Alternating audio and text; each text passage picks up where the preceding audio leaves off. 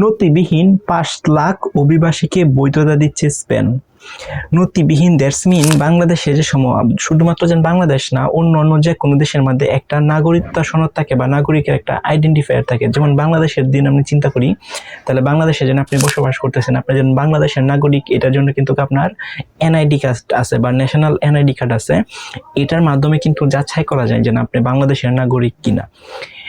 শুধুমাত্র বাংলাদেশের যেন এই সিস্টেম এরকম না, সব কান্ট্রিতেই তাদের যেন আইডেন্টিফায়ার থাকে, একটা দেশের নাগরিক সে কিনা সেটাকে আইডেন্টিফায়ার করার জন্য একটা সিস্টেম, যে কোনো একটা সিস্টেম চালু থাকে। সো বাংলাদেশে যে সিস্টেমটা এখন চালু আছে সেটা হচ্ছে এনআইডি কার্ড, ন্যাশনাল এনআইডি কার্ডের মাধ্যমে কিন্তু চিহ্নিত করা যায়, অর্থাৎ যার এনআইডি কার্ড আছে সে নিশ্চিত বাংলাদেশের নাগরিক।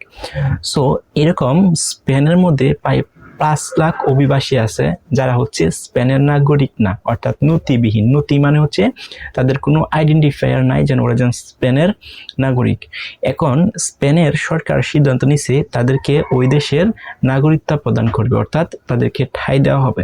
সো বাংলাদেশে যে রোহিঙ্গাগুলো আছে, আপনারা তো জানেন রোহিঙ্গা কিন্তু বাংলাদেশের কোনো জনগণ না, অর্থাৎ বাংলাদেশের কোনো কিন্তু তাদের আইডেন্টিফায়ার নাই, বাংলাদেশের নাগরিক না, ওরা কিন্তু ভারত থেকে আসছে, অর্থাৎ বাংলাদেশ সরকার তাদেরকে আশ্রয় দিছে। সো এই যে তাদেরকে আশ্রয় দিছে কিন্তু তাদেরকে নাগরিকত্ব দেয় নাই, অর্থাৎ বাংলাদেশের নাগরিক বলে তারা পরিচয় দিতে পারবে না, বাট তাদেরকে শুধুমাত্র আশ্রয় দিছে, যেটাকে আমরা রোহিঙ্গা বলি। সো বাংলাদেশ সরকার যদি ইচ্ছা করে তাহলে তাদেরকে নাগরিকত্ব দিতে পারে, তাহলে নাগরিকত্ব দিলে কিন্তু বাংলাদেশের নাগরিক হয়ে যাবে। কিন্তু এখন পর্যন্ত বাংলাদেশ সরকার কিন্তু তাদেরকে নাগরিকত্ব প্রদান করতেছে না, কারণ তারা তো বাংলাদেশের জনগণ না। সো এমনই বিভিন্নভাবে বসবাস করে আসতেছিল স্পেনে প্রায় 5 লাখেরও বেশি অভিবাসী। তাদেরকে স্পেনের সরকার তাদেরকে তাদের দেশের নাগরিকত্ব প্রদান করবে। এখন এই যে নাগরিকত্ব প্রদান করবেন সেটার জন্য